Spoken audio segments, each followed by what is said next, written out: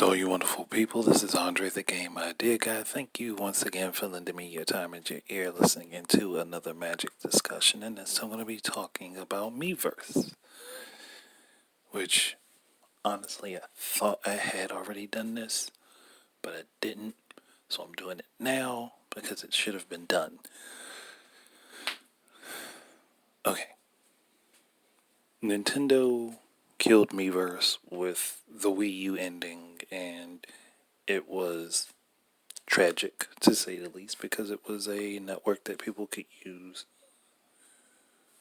to talk to other people about the games that they were playing, the games that they were interested in, and they could hear pretty much directly from developers in a controlled, mostly friendly environment.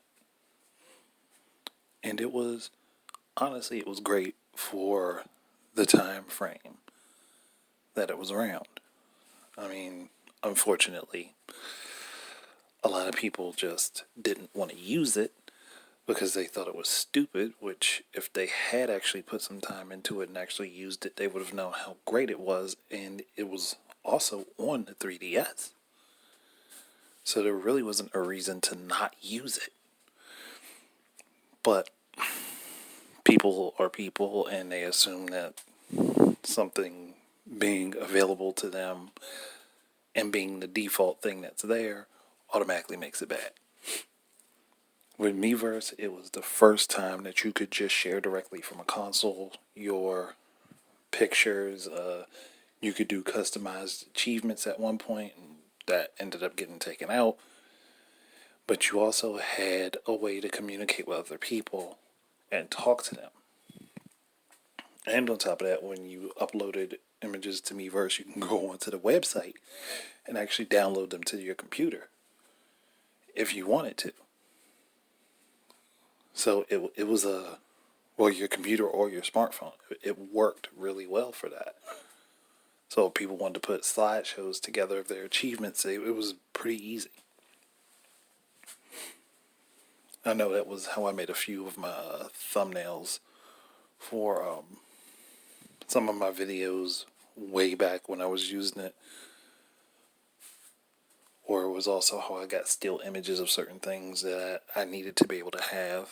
So it was useful for me.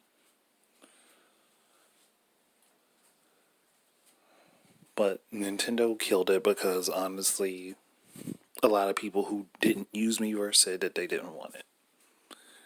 And that took it away from the people that did want to have it. Now, there is a way to bring it back. And again, this is about mobile games and ideas and stuff like that. So, my thought process is why not go ahead and just do a Miiverse app? The Nintendo Switch Online app could still be its own separate thing, or you could even include Miiverse in that app. But my whole point is bringing Miiverse back. It gave an easy, direct communication line with game developers, and that was really good for smaller indie developers because they could get pretty much instant feedback on their game from people who are actually playing it and who actually own it, that they could verify own their games. And you could also verify when somebody owned a game, you could get pretty good information from them. Back and forth. So again, to me, it was a win-win. It worked for everybody. The only problem would be that, sometimes,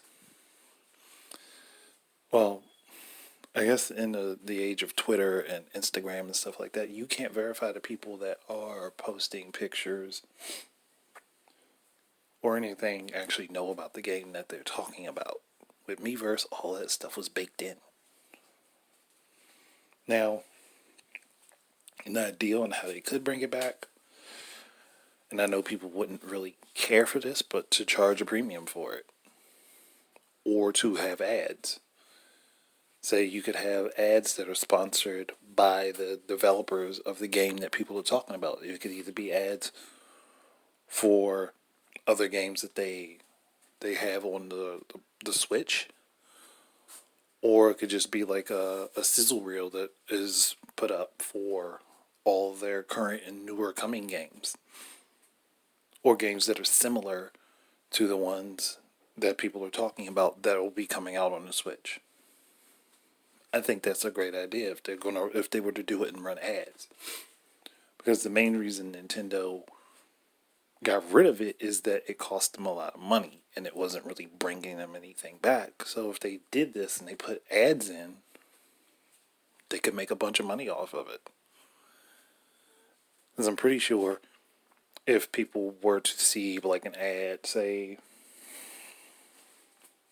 let's go for example, okay, Capcom decides that they're going to revive Mega Man Mania and do the collection of all of the Mega Man handheld games.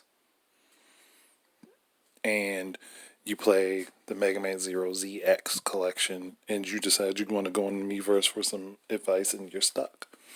Then they can play that ad for that newer coming game, and people can see it. That way, Nintendo gets paid for it. It puts out the idea that a new product is coming out from Capcom, one that is a similar game, maybe not exactly the same, but similar enough. And on top of that, the player can get advice from people who have the game, who have played it, and they can know that, yeah, this person's legit. And all they really have to do is tie it to your My Nintendo account so that it verifies what games you own. Simple as that. But I don't know. I mean, I think it's just a waste to not be utilizing what was a really great platform for gamers and for gaming in general, because people didn't really put the effort into understanding it the way that they should have. And Miiverse had a lot of great stuff on it. You could find art, again, a lot of different discussions about games, and you could get in contact directly with developers. There was just a lot of great stuff, and it was a really good community up until like they decided they weren't going to give a crap and closed it down. But I don't think there's a whole lot more I can really say. Like, but it would be honestly a good idea to just go ahead and put it out on mobile. That's it. Thank you guys very much for listening. Keep your eyes and ears up for more stuff from me, and until the next time, enjoy your games. Peace out.